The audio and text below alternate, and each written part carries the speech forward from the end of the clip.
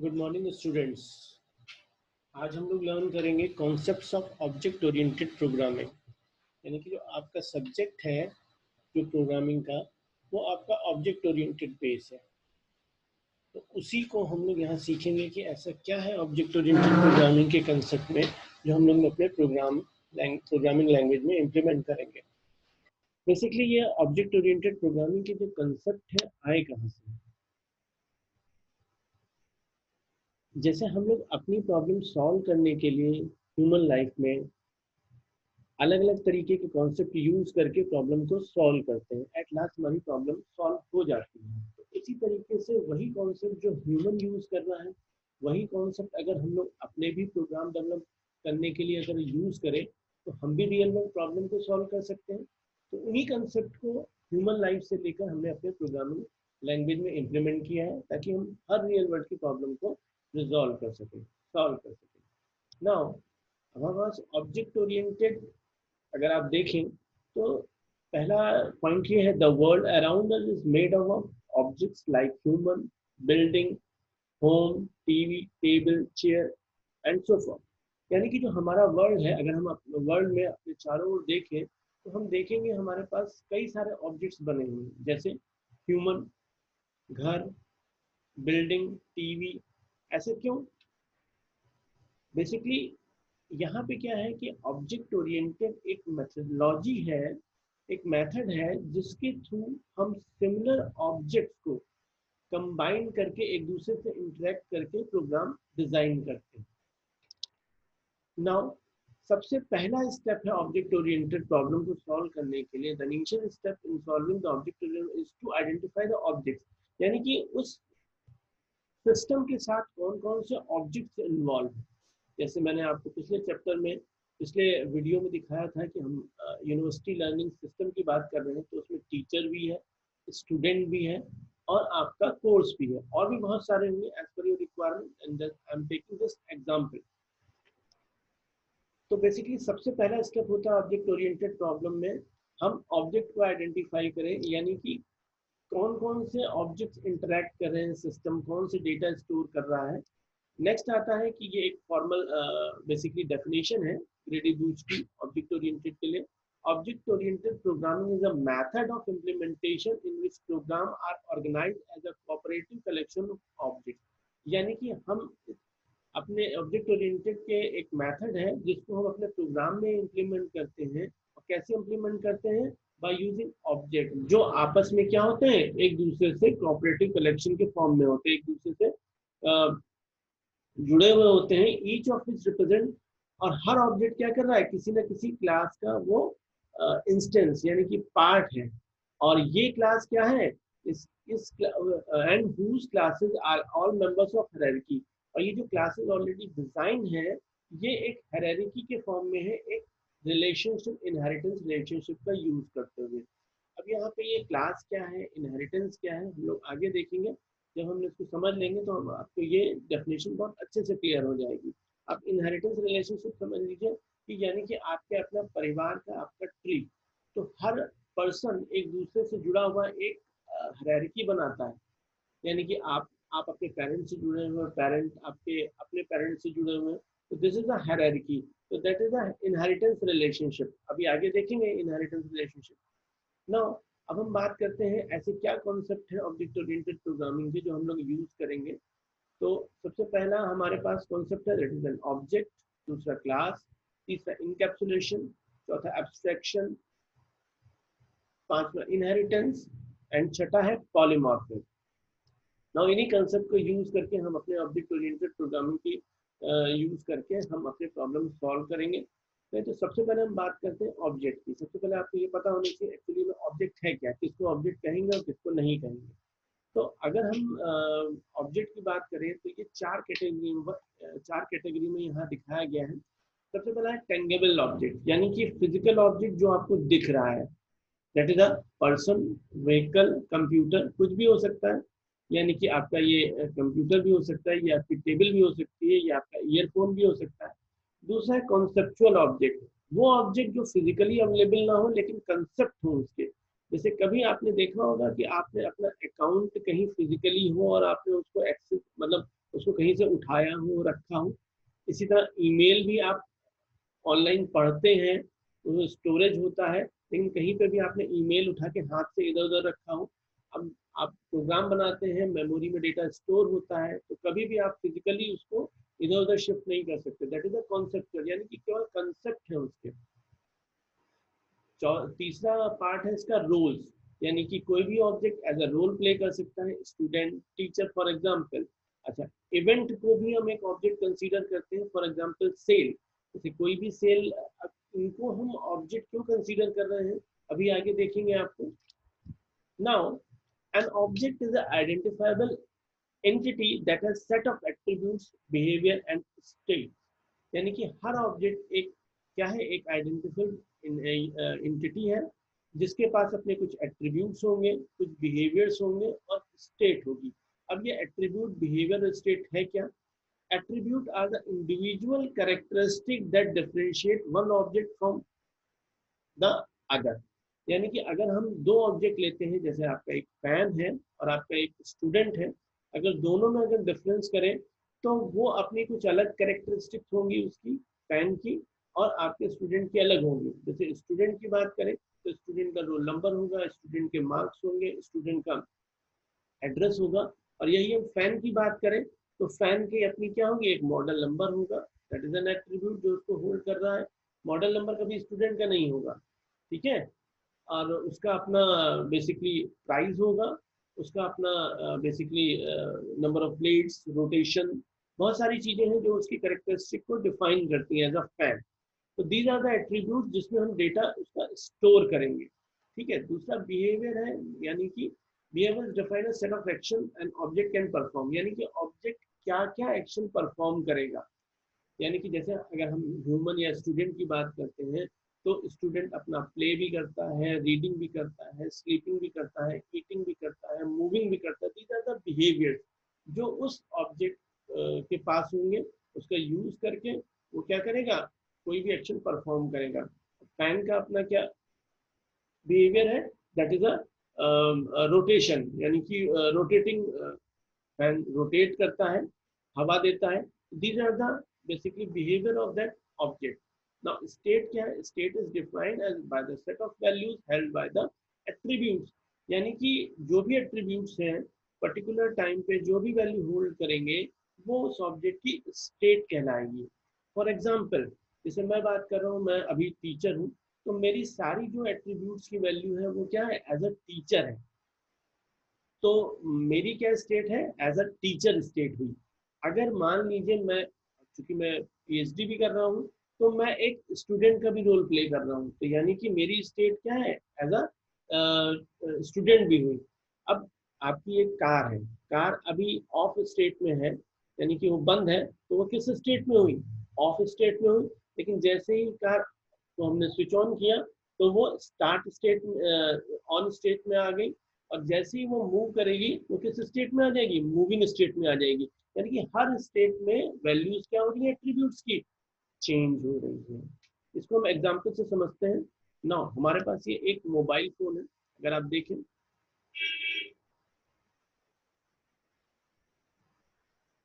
ये हमारे पास एक मोबाइल फोन है। अब मोबाइल फोन के अपने ये क्या है, ये एट्रीब्यूट्स है, कैरेक्टरिस्टिक्स, जिसके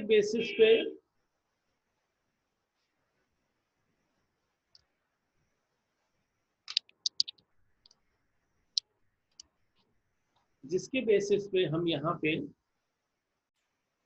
नाउ, अब इस मोबाइल फोन जो ऑब्जेक्ट है इसके अपने एट्रीब्यूट्स देखते हैं। तो पहला डिस्प्ले है, प्रोसेसर है, front camera, rear camera, RAM, storage, operating system, brand. These are the basically attributes जिसके बेसिस पे आप लोग उसको कैरेक्टराइज करते हो। अब स्टूडेंट का तो कोई डिस्प्ले होगा नहीं, स्टूडेंट का कोई प्रोसेसर तो होगा नहीं, यानी कि जो मोबाइल फोन है स्टूडेंट से क्या हुआ, डिफरेंट हुआ इन्हीं एट्रीब्यूट के बेसिस पे। अब हर ऑब्जेक्ट के अपने पास क्या होंगे, कुछ बिहेवियर्स होंगे, यानी कि वो क्या क्या परफॉर्म कर सकता है। तो जब भी हम देखते हैं उसकी फंक्शनैलिटी, क्या क्या फंक्शन है, that is the photo shooting, video shooting, file sharing, voice communication, data communication, video communication, voice activated dialling, block calls, music play, video play, these are the behaviours जो वो परफॉर्म करता है। Now अब ये जो attributes हैं, अगर आप देखें यहाँ पे भी देखिए स्टेट में सारे एट्रीब्यूट्स लिखे हैं, लेकिन ये क्या कर रहे हैं, कुछ ना कुछ वैल्यू होल्ड कर रहे हैं। तो जिस टाइम पे जो वैल्यू होल्ड कर रहा है ऑब्जेक्ट उन एट्रीब्यूट्स में, वो क्या कहलाती है, उसकी स्टेट कहलाती है। इस बात को ध्यान रखिए। Brand, Xiaomi, storage 64 GB। अब जैसे मान लीजिए आप अभी 64 GB है, अब आप इसको एक्सटेंड करके आप 128 GB करा लें, तो इसकी स्टेट चेंज हो जाएगी, हर स्टोरेज कैपेसिटी का हो जाएगा। ठीक है, तो यानी कि स्टोरेज कैपेसिटी जो 64 थी वो बदल के कितनी होगी, 128। यानी कि depend on the value object की स्टेट क्या होती है, चेंज होती रहती है। एक दूसरा एग्जांपल देखते हैं स्टूडेंट का। स्टूडेंट के अपने कुछ एट्रीब्यूट्स हैं, कैरेक्टरिस्टिक है, प्रॉपर्टीज है। ध्यान रखिए तीनों एक ही चीज है। Roll number, first name, last name, class, date of birth and address.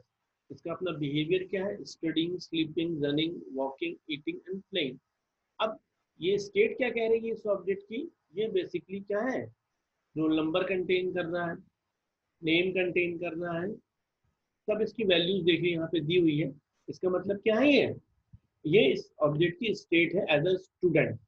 Now अच्छा, इन ऑब्जेक्ट ओरिएंटेड प्रोग्रामिंग में हम लोग एट्रीब्यूट्स की बात कर रहे हैं, तो these are the known as member variables या इंस्टेंस वेरिएबल्स। अभी क्यों आगे देखेंगे, पर ये ध्यान रखिएगा आप लोग।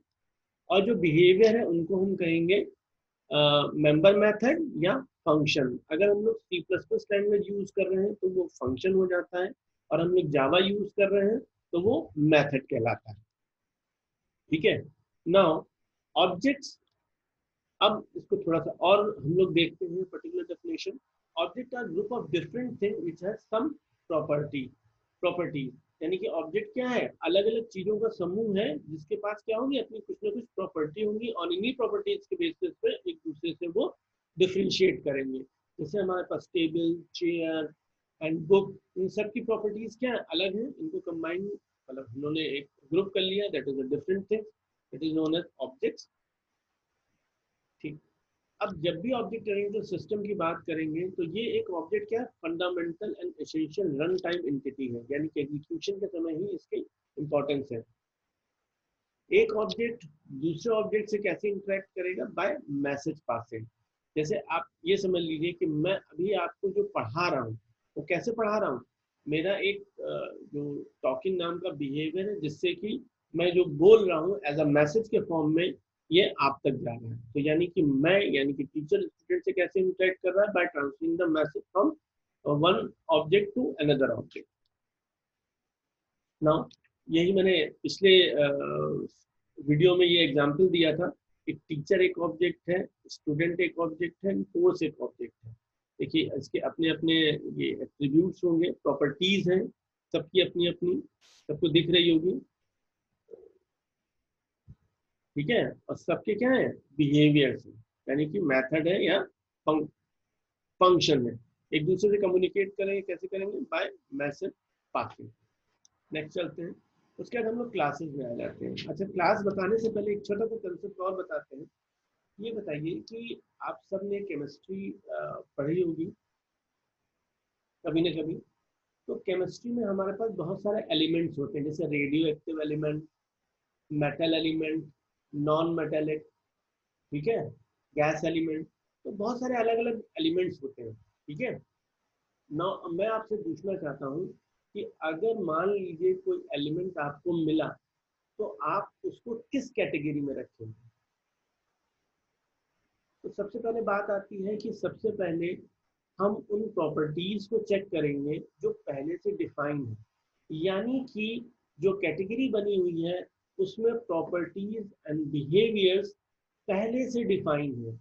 उन्हीं प्रॉपर्टीज एंड बिहेवियर को हम अपने नए एलिमेंट के साथ मैच करेंगे, जिस भी कैटेगरी के स्पेसिफिकेशन से मैच कर जाएगी हम उस पर्टिकुलर कैटेगरी में उसको प्लेस कर देंगे। तो इसका क्या मतलब है कि ऑब्जेक्ट बनने से पहले हमारे पास स्पेसिफिकेशन यानी कि प्रॉपर्टीज एंड बिहेवियर पहले से डिफाइन होंगे।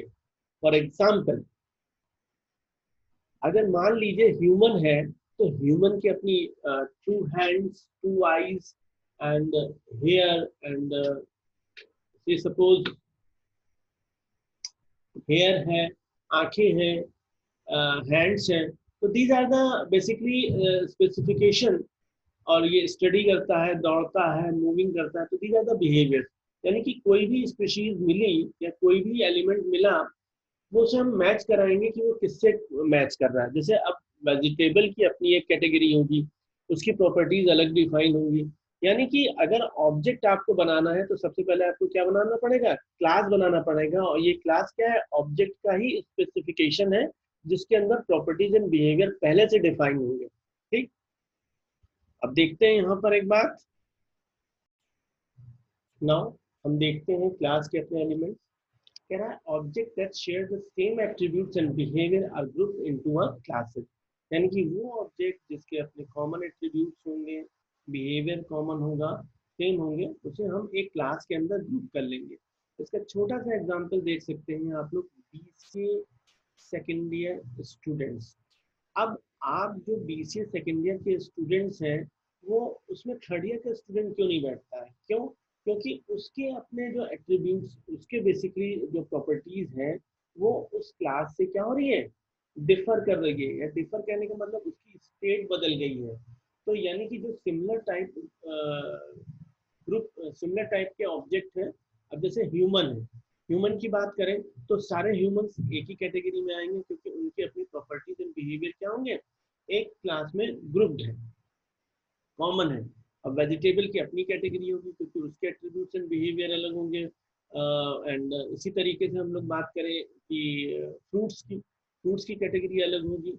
व्हीकल की कैटेगरी की बात करें तो यानी कि सिमिलर टाइप ऑफ जो ऑब्जेक्ट्स हैं, जिनके एट्रीब्यूट्स एंड बिहेवियर सेम है, उनको हम किसके अंदर रख लेते हैं, एक ग्रुप के अंदर, जिसे हम लोग क्या कहते हैं, क्लास कहते हैं। दूसरा क्या है, a class is a template और blueprint for multiple object with similar feature. अब इसको समझने के लिए सबसे छोटा सा एक एग्जांपल लेते हैं कि जैसे सपोज आपके पास सपोज जितने, जैसे जो नोट आप यूज करते हैं, मनी, करेंसी, रुपीज, वो छपते कैसे हैं। यानी कि उसके लिए एक आपके पास सांचा होता है, दैट इज अ डाई जिसे कहते हैं। उस डाई को यूज करके हम मल्टीपल कॉपीज बना सकते हैं। यानी कि हमें क्या करना पड़ेगा, एक टेम्पलेट बनाना पड़ेगा, एक डाई बनानी पड़ेगी। दूसरा एग्जांपल लेते हैं कि जब भी हमें कोई मकान बनाना होता है तो सबसे पहले क्या करते हैं, उसका आर्किटेक्चर डिजाइन तैयार करते हैं, दैट इज अ ब्लूप्रिंट। उसके बेसिस पे हम नंबर ऑफ होम्स तैयार कर सकते हैं। तो इसी तरीके से क्या है कि जब भी हमें ऑब्जेक्ट बनाना होगा तो सबसे पहले हमें क्या करना पड़ेगा, उसका टेम्पलेट, उसका स्पेसिफिकेशन या उसका ब्लूप्रिंट बनाना पड़ेगा, जिसका यूज करके हम मल्टीपल ऑब्जेक्ट्स क्रिएट कर सकते हैं। और सबके फीचर्स क्या होंगे, सेम होंगे, बट लेकिन वो डिफरेंशिएट कैसे करेंगे, जो उसमें वैल्यूज आ रही हैं। ठीक है, जैसे आप एक स्टूडेंट है और एक रोल नंबर दूसरा है जिसपे वो स्टूडेंट है, दोनों कैसे डिफरेंट है, दोनों के प्रॉपर्टीज एंड बिहेवियर तो सेम है। दोनों पढ़ते हो, दोनों मार्क्स लाते हो, दोनों सब कुछ घूमने जाते हो, खेलते हो, बट लेकिन डिफरेंशिएट कैसे है, उनके पास जो वैल्यू होल्ड करे, यानी कि स्टेट के हिसाब से। Now, object is also called a object class is also called a object factory. Object factory भी कहते हैं, क्यों? क्योंकि एक बार हमने अगर क्लास बना दी तो उससे n number of objects create कर सकते हैं। इसका छोटा सा मैं एक फिगर से डेमोन्स्ट्रेट देना चाहूंगा। एक टीचर नाम की क्लास बनाई है और इस टीचर क्लास में हम क्या कर रहे हैं, इसके स्पेसिफिकेशन डिफाइन कर रहे हैं, यानी कि इसके प्रॉपर्टीज, यानी कि उसकी आईडी, उसका अटेंडेंस स्टेटस, उसका मैरिटल स्टेटस, उसकी सैलरी। और जब एक बार डिफाइन कर देंगे तो उससे n नंबर ऑफ ऑब्जेक्ट्स हम क्रिएट कर सकते हैं। ये कैसे डिफरेंशिएट करेंगे, जो उनमें वैल्यू होल्ड करेगा। तो इस तरीके से हम लोग क्लास की बात कर रहे हैं। अच्छा, एक बार आपने अगर क्लास डिफाइन कर दी तो आप उससे रिलेटेड कई सारे ऑब्जेक्ट्स क्रिएट कर सकते हैं। An object is a particular, अच्छा, जो अगर कोई क्लास हमारे पास है और उसका हम एक ऑब्जेक्ट बनाएंगे तो वो क्या कहलाएगा, इंस्टेंस कहलाएगा उस क्लास का। फॉर एग्जांपल ह्यूमन है, ह्यूमन इज अ क्लास, और जब एक न्यू बेबी बॉर्न होता है तो वो क्या कहलाता है, उस क्लास का इंस्टेंस। यानी कि न्यू बेबी जो है is an instance of a human class. Now a class हम कह सकते हैं, class is just specification of object, यानी कि ऑब्जेक्ट का स्पेसिफिकेशन को डिफाइन करता है, जिसके अंदर एट्रीब्यूट्स होते हैं, ठीक है, और मेथड होते हैं, लेकिन वो कोई वैल्यू कंटेन नहीं करते। वैल्यू तब कंटेन करते हैं जब ऑब्जेक्ट क्रिएट किया जाता है, और जैसे ही ऑब्जेक्ट क्रिएट करेंगे तो उसके एट्रीब्यूट्स एंड बिहेवियर, एट्रीब्यूट्स में वैल्यू आएगी हर एट्रीब्यूट के लिए, और वो वही परफॉर्म करेंगे जैसे कि क्लास में मेथड डिफाइन किया गया है। ठीक है,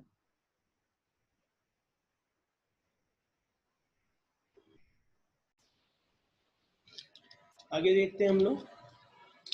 अब ये देखिए क्लास है, यानी कि मोबाइल फोन की क्लास अगर हमें बनानी होगी तो सबसे पहले उसके एट्रीब्यूट्स आइडेंटिफाई करने पड़ेंगे, और उसके वो मेथड आइडेंटिफाई करेंगे जिसमें हम उसका इम्प्लीमेंटेशन यहाँ पे शो करेंगे। आगे चलते हैं हम लोग। इनकैप्सुलेशन। इनकैप्सुलेशन क्या है? The process of wrapping up of data and method into a single unit is known as encapsulation. Basically ये हम लोग प्रोसेस क्यों करते हैं मेथड और डेटा को कंबाइन करने के लिए? बेसिकली सबसे इंपॉर्टेंट, सबसे बेसिक एलिमेंट है इसका, सबसे बेसिक फीचर है, that is the data security. यानी कि हम डेटा को उसके मेथड के साथ इस तरीके से बाइंड कर देते हैं ताकि कोई भी दूसरा ऑब्जेक्ट उस डेटा को मैनिपुलेट ना कर सके। नाउ द बेसिकली यही मैंने कहा है, the motive behind the encapsulation is to hide the data and keep away from the outside world, preventing any unauthorised access और मिसयूज। अच्छा, उस डेटा को, किसी ऑब्जेक्ट के डेटा को जो उसके साथ फंक्शन या मेथड है, वही केवल उसको एक्सेस कर सकते हैं, मैनिपुलेट कर सकते हैं, दूसरा कोई नहीं कर सकता। मैं इस छोटी सी एक बात कहूंगा कि जैसे मान लीजिए आपके पास अपना, जैसे ह्यूमन है, ह्यूमन के पास वो उसका बिहेवियर है खाना, सोना, ठीक है। अगर मान लीजिए वो कुछ खाता है, तो उसके साथ जो मेथड है, जो इनपुट किया है, that is a data in a form of food, और उसके बाद जो हमारे पास उसका फंक्शन है, that is the digestion system, वो क्या कर रहा है, उसको डाइजेस्ट कर रहा है। यानी कि आप खाना खाएंगे तो आप ही का डाइजेशन सिस्टम उसको क्या करेगा, मैनिपुलेट करेगा। ऐसा नहीं है कि रोहित ने खाना खाया और आलोक को, उसको आलोक की भूख मिट गई, उसका डाइजेशन सिस्टम काम करने लग गया। नहीं, जिस डेटा के साथ जो मेथड एसोसिएटेड है, वही मेथड उस डेटा को मैनिपुलेट, एक्सेस कर सकता है, कोई दूसरा ऑब्जेक्ट नहीं कर सकता। तो बेसिकली ये डेटा हाइडिंग के लिए यूज किया गया है। एक छोटा सा एग्जांपल देते हैं। अच्छा, ये क्या करता है, इनकैप्सुलेट क्या करता है, इंटरनल डिटेल्स को हाइड करने में हेल्प करता है।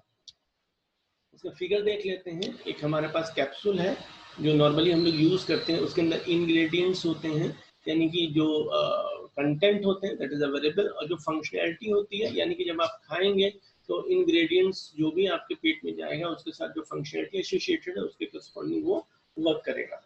ठीक है, ताकि आप बुखार है तो बुखार ठीक होगा या समथिंग जो भी है ना। जब भी हम बात कर रहे हैं ह्यूमन लाइफ की, तो देखिए 3 कैटेगरी में आप डेटा को स्टोर करते हैं, जैसे private data, protected and public.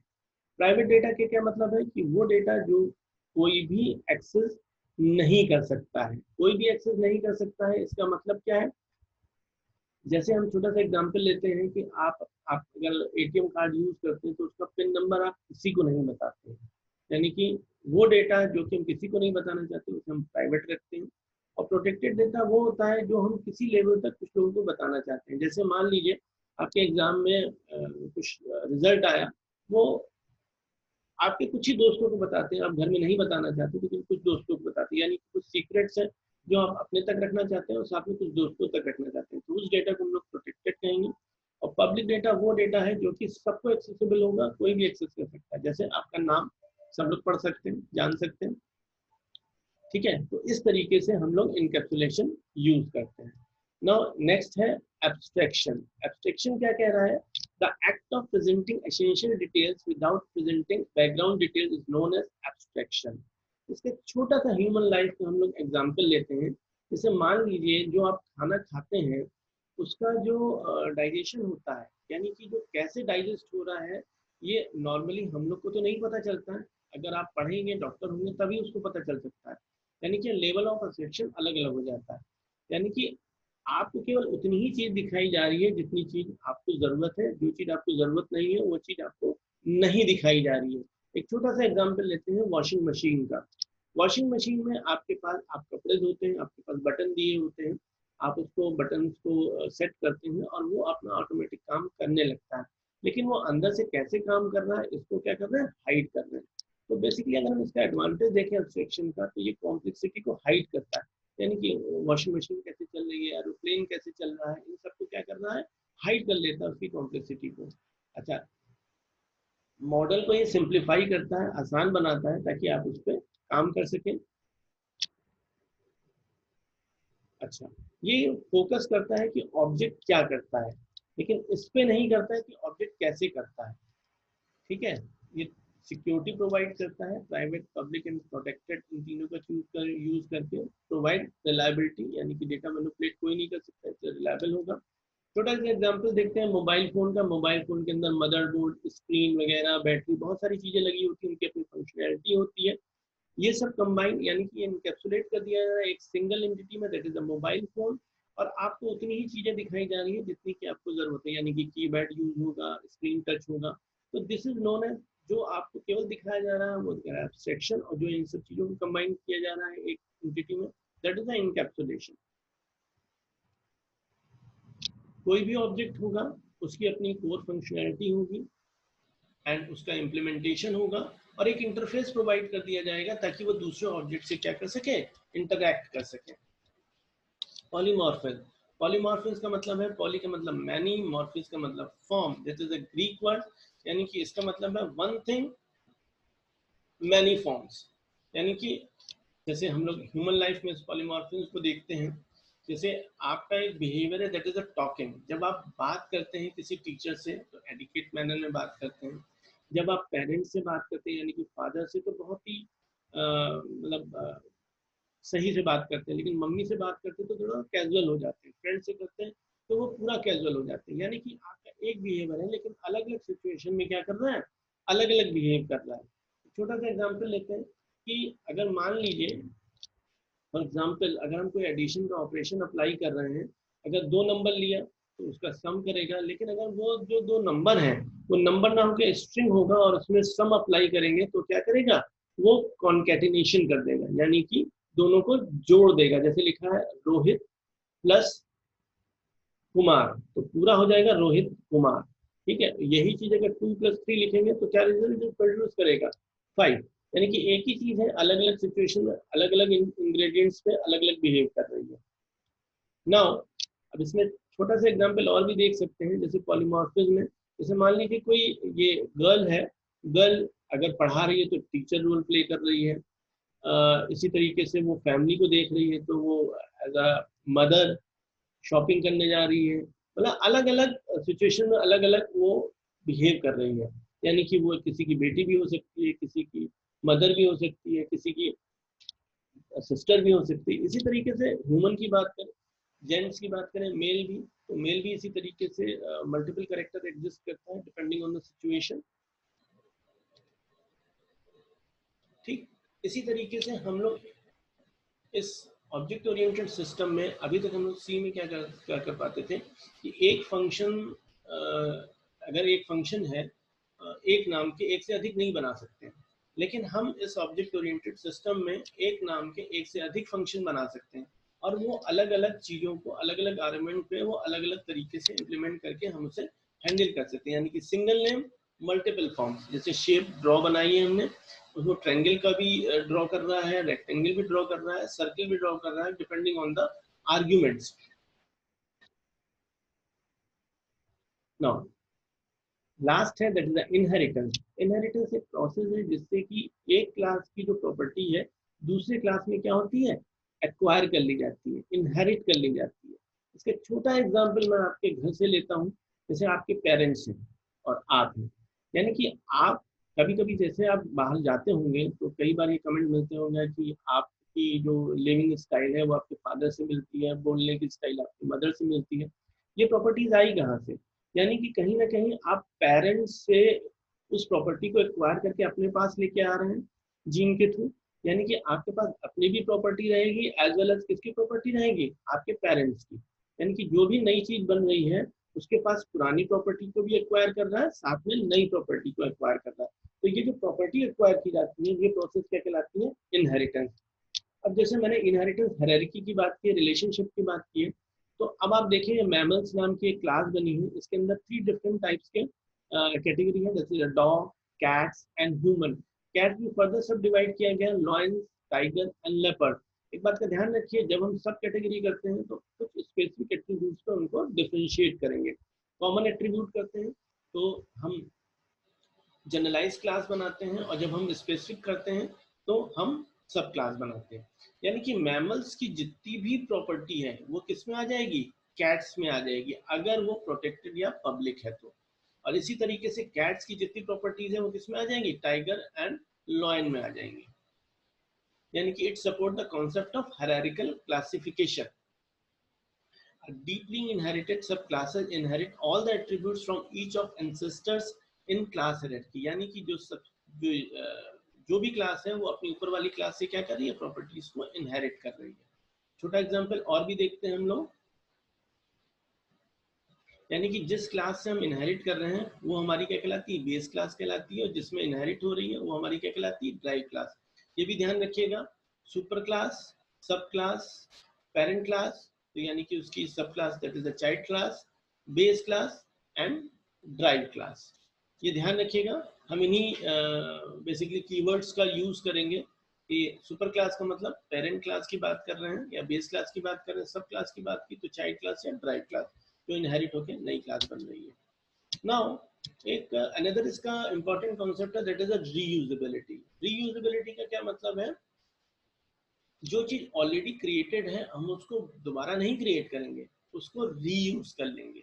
यानी कि जो प्रॉपर्टीज ऑलरेडी पहले से डिफाइन है वो हम दोबारा से नहीं बनाएंगे, हम उन्हीं प्रॉपर्टीज को दोबारा मतलब उसको इनहेरिट कर लेंगे और साथ में नई प्रॉपर्टीज भी करेंगे।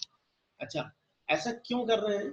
अब आप मान लीजिए कोई चीज ऑलरेडी बनी है तो उसमें आप क्या कर रहे हैं, उसको अब अगर दोबारा बनाएंगे तो दोबारा से टेस्ट करना पड़ेगा, दोबारा से डिबग करना पड़ेगा, दोबारा से उसे राइट करना पड़ेगा। और अगर हम उसी चीज को दोबारा से रीयूज कर लेते हैं तो हमें ये सब चीजें नहीं करनी पड़ेंगी, जिससे हमारा टाइम बचेगा और हमारा स्टोरेज बचेगा, ठीक है, रिलायबिलिटी बढ़ेगी, मनी बचेगा क्योंकि टाइम इज मनी, और एक एक चीज को दोबारा नहीं लिखना पड़ेगा। तो उससे क्या होगा, फ्रस्ट्रेशन भी रिड्यूस होगा और रिलायबिलिटी इंक्रीज होगी। नाउ बेसिकली ये रीयूजेबिलिटी करते कैसे हैं, हम क्या करेंगे, एक नई क्लास क्रिएट करेंगे और एग्जिस्टिंग क्लास की प्रॉपर्टीज को रीयूज कर लेंगे, इनहेरिट कर लेंगे, ठीक है। द मैकेनिज्म ऑफ ड्राइविंग, यानी कि न्यू क्लास ओल्ड क्लास से जब हम नई क्लास बनाते हैं उसकी प्रॉपर्टी एक्वायर करके, तो ये क्या कहलाती है, मैकेनिज्म इनहेरिटेंस कहलाती है। ओल्ड क्लास को हम लोग बेस क्लास कहते हैं, या पेरेंट क्लास कहते हैं, या सुपर क्लास कहते हैं, और नई जो क्लास बन रही है उसको हम ड्राइव क्लास कहते हैं, जो प्रॉपर्टी इनहेरिट कर रही है। अच्छा, ये ड्राइव क्लास सुपर क्लास की प्रॉपर्टीज को या तो सारी करेक्टरिस्टिक ले लेगी depending on the property, that is a private है या पब्लिक है या प्रोटेक्टेड है। प्राइवेट है तो कभी भी नहीं इनहेरिट कर पाएगी सब क्लास, लेकिन अगर वो प्रोटेक्टेड या पब्लिक मेंबर्स हैं तो उनको वो इनहेरिट कर लेगी। यानी कि या तो सारी प्रॉपर्टीज कर सकती है या कुछ प्रॉपर्टीज कर सकती है। अगर हम बेनिफिट देखें इस ऑब्जेक्ट ओरिएंटेड प्रोग्रामिंग का, तो इनहेरिटेंस के थ्रू हम जो दोबारा कोड लिखने का जो बेसिक प्रोसेस है उसको एलिमिनेट कर सकते हैं, डेटा हाइडिंग कर सकते हैं, जिससे कि आप सिक्योर प्रोग्राम बना सकते हैं। हम एक ही क्लास के मल्टीपल इंस्टेंसेस यूज कर सकते हैं बिना किसी इंटरफेरेंस के। हम जो ऑब्जेक्ट क्रिएट करेंगे वो प्रॉब्लम डोमेन से क्या करेंगे, मैप कर सकते हैं। आप अपने काम को पार्टीशन कर सकते हैं, यानी कि आपने 10 ऑब्जेक्ट बनाने हैं तो एक ऑब्जेक्ट कोई दूसरा बनाएगा, दूसरा ऑब्जेक्ट तीसरा बनाएगा। तो इस तरीके से हर व्यक्ति अलग अलग ऑब्जेक्ट पे काम करके बाद में उन सबको क्या कर सकता है, इंटीग्रेट कर सकता है, यानी कि पार्टीशन कर सकते हैं काम का ऑब्जेक्ट। और हम इस ऑब्जेक्ट ओरिएंटेड सिस्टम को इजीली अपग्रेड कर सकते हैं, small to large system. Easily upgrade करने का मतलब क्या है कि हमें मान लीजिए कुछ नया ऑब्जेक्ट की जरूरत पड़ी तो आपने अलग से डिजाइन किया और उसमें क्या कर दिया, आपने एक्सटेंड कर दिया बाय यूजिंग सम कोड। इसी तरह अच्छा, इससे कॉम्प्लेक्सिटी भी आपकी मैनेज हो रही है। And data centre design enable us to capture the detail the model in implementation form. क्योंकि ये डेटा ओरिएंटेड है, डेटा सेंट्रिक डिजाइन है, तो इसमें जो भी मॉडल बनाते हैं हम लोग वो ज्यादा से ज्यादा उस डिटेल को कैप्चर करता है। अच्छा, ये कुछ मैंने एक्स्ट्रा रीडिंग्स के लिए दिया है, इसको आप यूज करके पढ़ सकते हैं। और भी इसके अलावा और भी बहुत ज़्यादा आपने पढ़ना हो तो आप इस एक्स्ट्रा रीडिंग को यूज़ कर सकते हैं। मैंने कुछ रेफरेंसेस दी। Thank you.